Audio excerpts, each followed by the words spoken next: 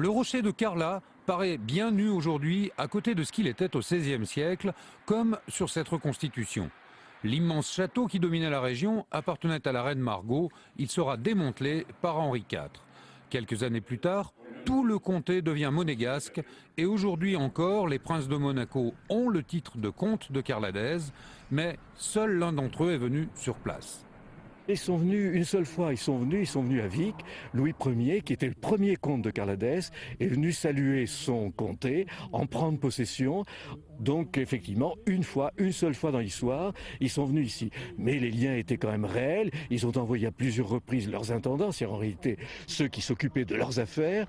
Aujourd'hui, la Société de Haute-Auvergne, composée d'érudits et de passionnés d'histoire, célébrait le centenaire de la vente du rocher à Monaco. Car la principauté en avait perdu la propriété à la fin du XVIIIe siècle.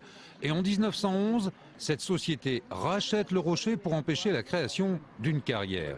Depuis, on est sur la propriété des Grimaldi, mais elle n'a pas le statut de territoire monégasque.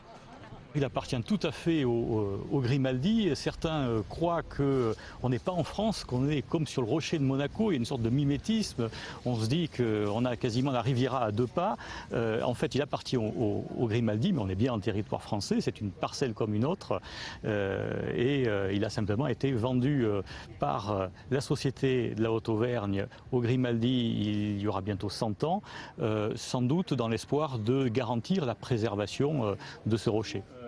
Certes, les Grimaldi d'aujourd'hui n'ont jamais montré un vif intérêt pour ce rocher, mais les Cantaliens, eux, tiennent à rappeler l'histoire qui a marqué leur pays.